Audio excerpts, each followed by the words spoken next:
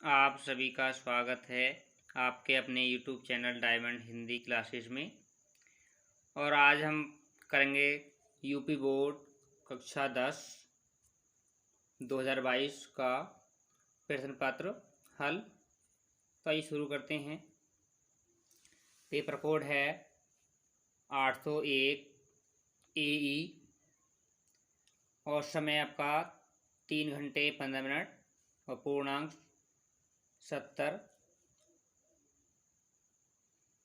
और प्रारंभ के 15 मिनट प्रजाति के प्रश्न पत्र पढ़ने के लिए निर्धारित हैं इसमें। और पहला प्रश्न है आपका, निम्नलिखित कथनों में से कोई एक कथन सही है, उसे पहचान कर लिखिए। तो पहला विकल्प है हिंदी साहित्य का इतिहास रामचंद्र शुक्ल का निबंध संग्रह है। दूसरा है आत्मदाह है चतुर्सेन शास्त्री का कहानी संग्रह है। और तीसरा विकल्प है झूठा सच यशपाल द्वारा लिखित प्रसिद्ध नाटक है। और चौथा ऑप्शन है आपका आकाशदीप जयशंकर प्रसाद का प्रमुख कहानी संग्रह है। तो इसमें से आपका एक कथन सही है जो आपको कॉपी पर लिखना है। तो इस वाले का विकल्प जो है वो चौथा सही है, आकाशदीप जयशंकर प्रसाद का प्रमुख कहानी संग्रह है। प्रश्न आपका ख है। अब पहले का ख, निम्नलिखित कृतियों में से किसी एक कृति के रचनाकार का नाम लिखिए। तो पहला ऑप्शन है आपका रसमीमांसा। तो रसमीमांसा के लेखक हैं रामचंद्र शुक्ल। और दूसरा विकल्प है आपका त्यागपत्र। तो त्यागपत्र रचना के रचनाकार हैं जैनेन्द्र कुमार। और तीसरा विकल्प है कल्पलता। तो कल्पलता के रचनाकार हैं वासुदेव शरण अग्रवाल। और चौथा विकल्प है क्या भूलूं क्या याद करूं के रचनाकार कौन हैं। तो इसके रचनाकार हैं हरिवंश राय बच्चन। तो इसमें से चारों में से आपको एक कृति के रचनाकार का नाम लिखना था। अब प्रश्न है जीवनी विधा की किसी एक रचना का नाम लिखिए, यानी जीवनी लिखनी है। तो जीवनी आपकी आवारा मसीहा और कलम का सिपाही है, दोनों ही बहुत प्रसिद्ध हैं। इसके बाद प्रश्न है परीक्षा गुरु किस विधा की रचना है। तो इसमें विधा बतानी है, नाटक है, कहानी है, क्या है ये। तो परीक्षा गुरु जो रचना है इसकी विधा है उपन्यास। अब पांचवा प्रश्न है यानी पहले का अड़े, साहित्य लोचन के लेखक का नाम लिखिए। तो साहित्य लोचन रचना के लेखक हैं श्याम सुंदर दास। प्रश्न नंबर 2 का क्या है, तार सप्तक के किसी एक कवि का नाम लिखिए। तो तार सप्तक के कवि वो हैं अज्ञेय भवानी प्रसाद मिश्र। तो इसमें एक लिखना है आपको, यानी अज्ञेय लिख दो या भवानी प्रसाद मिश्र। अब दूसरे का ख है द्विवेदी युग की किन्हीं दो विशेषताओं का उल्लेख कीजिए। तो इसमें आपको दो विशेषताएं लिखनी है। तो विशेषताओं में पहली विशेषता लिख सकते हैं समाज सुधार। और दूसरी विशेषता है विषय वस्तु की गंभीरता। और तीसरी विशेषता लिख सकते हैं आप अंधविश्वासियों तथा रूढ़ियों का विरोध। अब इसके बाद प्रश्न है नई कविता युग के दो प्रमुख विशेषताओं को उल्लेख कीजिए। तो नई कविता युग की दो प्रमुख विशेषताएं, तो इसमें लिखेंगे प्रयोगों में नवीनता। और दूसरी विशेषता लिखेंगे अनुभूतियों का वास्तविक चित्रण। और तीसरी विशेषता है इसकी लघु मानवतावाद की प्रतिष्ठा। और इसके बाद प्रश्न नंबर 3 है निम्नलिखित गद्यांशों में से किसी एक गद्यांश के नीचे दिए गए प्रश्नों के उत्तर दीजिए। तो गद्यांश है, कुसंग का ज्वार सबसे भयानक होता है, यह केवल नीति और सद्बुद्धि का ही नाश नहीं करता बल्कि बुद्धि का भी क्षय करता है। तो ये वाला गद्यांश आपका मित्रता पाठ से लिया गया है और इसके लेखक रामचंद्र शुक्ल हैं। और इसके बाद अथवा में है यानी ख, तो ये आपको क या ख एक करना है इन दोनों में से। तो ख में लिखा हुआ है, रोहतास दुर्ग के प्रकोष्ठ में बैठी हुई युवती ममता शोण के तीक्ष्ण गंभीर प्रवाह को देख रही है। ममता विधवा थी, उसका यौवन शोण के समान ही उमड़ रहा था। तो ये वाला जो गद्यांश है ये ममता पाठ से है और इसके लेखक जयशंकर प्रसाद हैं। और प्रश्न नंबर 4 है, निम्नांकित पद्यांशों में से किसी एक पद्यांश के संदर्भ सहित व्याख्या कीजिए। तो पद्यांश नंबर क है आपका, सुनी सुंदर बैन सुधारस जसाने, श्यानी है जानकी जानी भली, तिरछे करी नैन दे सैनती हैं, समुझाई कछु मुस्काई चली, तुलसी ते ही अवसर सोहे असबे अवलोकित लोचन लाहुअली, अनुराग तड़ाग में भानु उदय बिसगी मनो मंजुल कंजकली।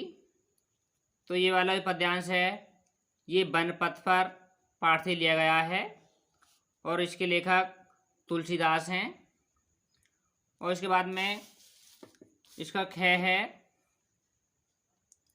जाति धर्म या संप्रदाय का नहीं भेद व्यवधान, यहाँ सबका स्वागत सबका आदर सबका सम सम्मान, यहाँ राम रहीम बुद्ध ईसा का सुलभ एक सा ध्यान, यहाँ भिन्न भिन्न भव संस्कृतियों के गुण गौरव का ज्ञान, यहाँ। तो ये वाला पद्यांश है ये भारत माता का मंदिर ही है, पाठ से लिया गया है, यानी पाठ का नाम है भारत माता का मंदिर ये है। और इसके जो कवि हैं यानी रचनाकार वो हैं मैथिली शरण गुप्त।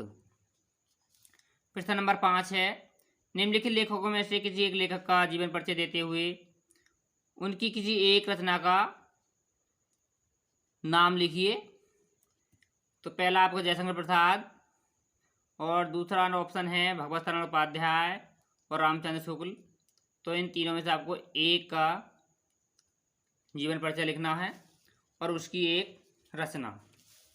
उसके बाद ख ऑप्शन है आपका, निम्नलिखित कवियों में से किसी एक कवि का जीवन परिचय देते हुए दीजिए तथा उसकी एक रचना का नाम लिखिए।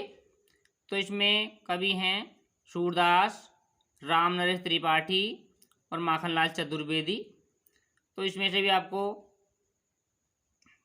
एक कवि का जीवन परिचय लिखना है और उनकी किसी एक रचना का नाम लिखना है। अब प्रश्न नंबर 6 है, निम्नलिखित संस्कृत गद्यांश का संदर्भ सहित हिंदी में अनुवाद कीजिए। गद्यांश है, दुर्मुख है द्वितीय कसाघात दुर्मुख पुनः ताड़यति तांड्यत चंद्रशेखर पुनः पुनः भारतम जयतु इति बरती। तो ये वाला गद्यांश आपका चंद्रशेखर आजाद पाठ से लिया गया है।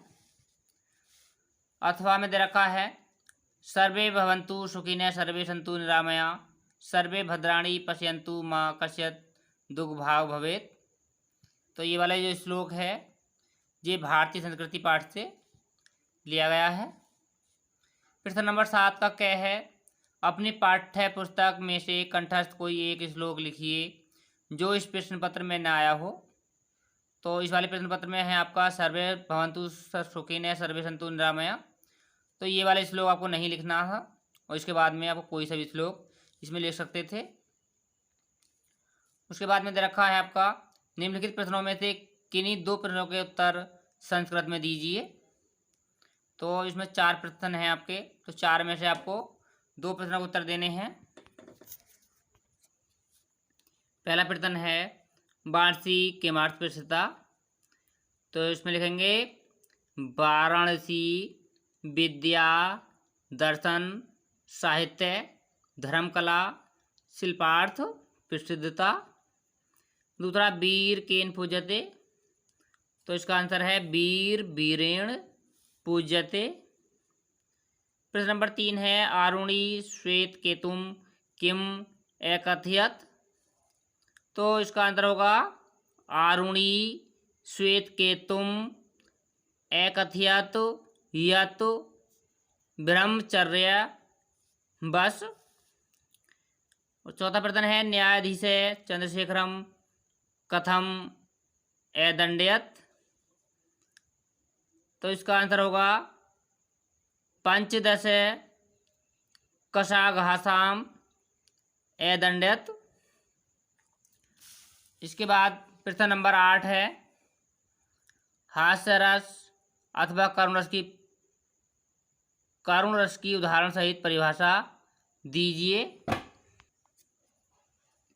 तो हास्य रस की परिभाषा, तो हास्य रस की परिभाषा है हास्य रस का स्थायी भाव हास है, किसी व्यक्ति के विकृत रूप, आकार, वेशभूषा आदि को देखकर हृदय में जो विनोद का भाव उत्पन्न होता है वही हास कहलाता है।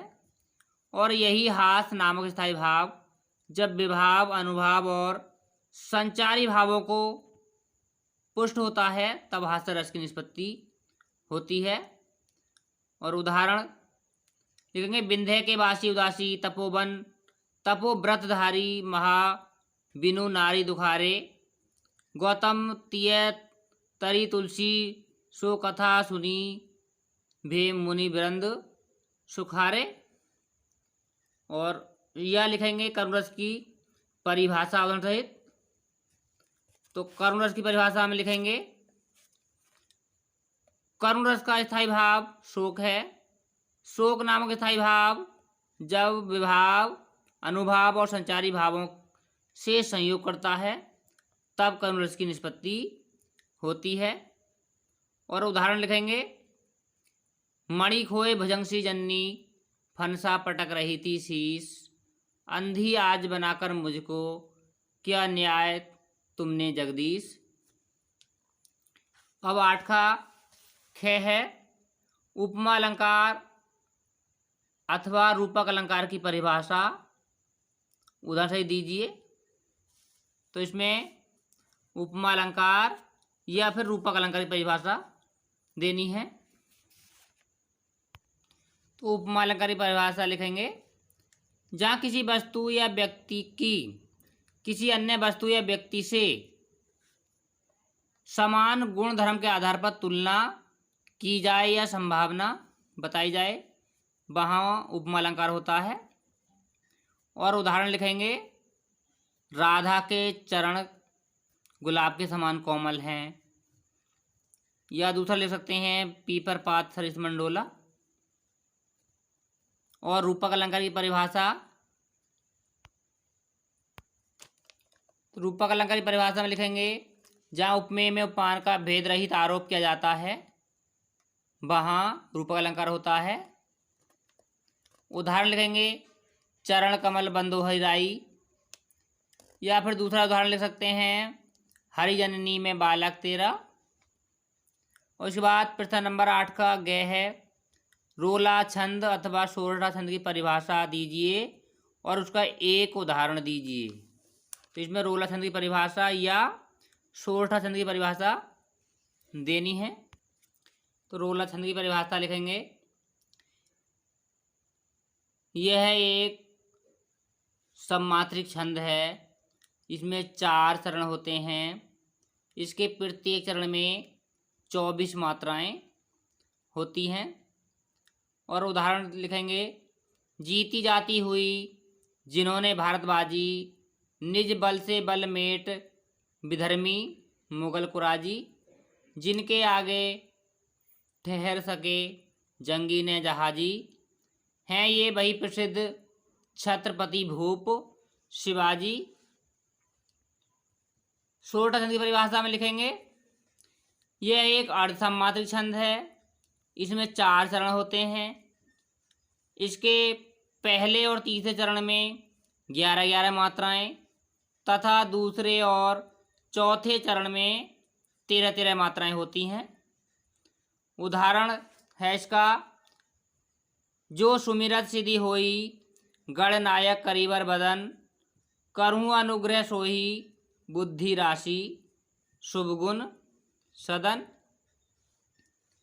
अब प्रश्न नंबर 9 है, निम्नलिखित उपसर्गों में से किन्हीं 3 के मेल से एक एक शब्द बनाइए। तो इन 3 शब्दों के मेल से हमें एक एक शब्द बनाना है। तो इसमें विकल्प दे रखे हैं आपको 6, और 6 में से आपको बनाने हैं 3 के एक एक शब्द। जैसे आपका पहला ए है, तो ऐसे एक बनाना है एक शब्द, तो ए विश्वास, और अधि से अधिकार, अनु से अनुग्रह, सह से सहपाठी, और अप से अपमान, सु से सुपुत्र। तो इसमें से आपको 3 के एक एक शब्द बनाने थे। उसके बाद प्रश्न नंबर 9 का ख है, निम्नलिखित में से किन्हीं दो प्रत्ययों का प्रयोग करके एक एक शब्द बनाइए। तो पहला है आपका पन, तो पन में पागलपन, भोलापन और लड़कपन। इसमें तो आपको एक कोई सा शब्द लिखना था। फिर ता, जैसे कटुता, और बाद में आपका आई, लिखाई पढ़ाई, इस तरह से। हट, कड़वाहट, गड़गड़ाहट, इस तरह से। बा, तो बा से पहनावा, दिखावा, इस तरह से लिखना है। अब है आपका, निम्नलिखित में से किन्हीं 2 के समास विग्रह कीजिए। तो समास विग्रह करना, राजा रानी है तो राजा और रानी हो जाएगा। पंचगंगा, 5 गंगा का समूह हो जाएगा। विशेषण विशेष है तो विशेषण और विशेष है। चतुर्वेद, 4 वेदों का समूह। राम रहीम, तो राम और रहीम। अब हमारा निम्नलिखित में से किन्हीं 2 शब्दों के तत्सम रूप लिखिए। तो 5 विकल्प हैं आपके, 5 में से आपको 2 के देने हैं, यानी 5 शब्दों में से किन्हीं 2 शब्दों के तत्सम रूप लिखने हैं। तो पहला आपका नाक, तो नाक का तत्सम होगा नासिका। फिर है पीठ, पीठ का होगा पृष्ठ। इसमें जैसा गोबर है, हल्दी है, तो इसमें से आपको कोई से भी 2 करने हैं। तो गोबर का हो जाएगा गोविष्ठा, और हल्दी हरिद्रा। अब निम्नलिखित में से किन्हीं 2 शब्दों के 2-2 पर्यायवाची शब्द लिखिए। तो 2 शब्दों के 2-2 लिखने हैं आपको। गंगा के देव नदी, सुरसरी, भागीरथी। घोड़ा, आशुभ तुरंग। खग है आपका इंद्र है, कुबेर, इनमें से भी लिख सकते हैं। तो इंद्र के हो जाएंगे सुरपति, देवेंद्र, सुरेंद्र, इस तरह से। खग के भी लिख सकते हैं आप, पक्षी, बिहग, पतंग। और उसके बाद प्रश्न नंबर 10 है,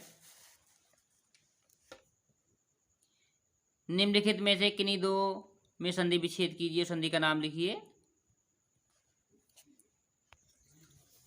पहला आपका मात्र प्लस आज्ञा, तो उसका संधि होगा मात्राज्ञा, और इसमें संधि का नाम लिखेंगे यण संधि। फिर मधु प्लस अरी, तो उसको होगा मधवरी, यानी मैं आधा ध व र ई, मधवरी, तो इसमें भी यण संधि है। फिर लिर प्लस आदेश, इसका संधि होगा लादेश, इसमें भी यण संधि। और फिर इति प्लस यत्र, इसको हो जाएगा यत यत्र, यानी ई आधा ये त्र, इति यत्र, और इसमें भी यण संधि, यानी सभी यण संधि के उदाहरण हैं। फिर निम्नलिखित शब्दों के तृतीय विभक्ति एक वचन के रूप लिखिए। तो फल का तृतीय विभक्ति एक वचन में होगा फलेन, नदी का होगा नद्या, और मति का होगा मत्या, और मधु का तृतीय विभक्ति वचन में रूप होगा मधुना।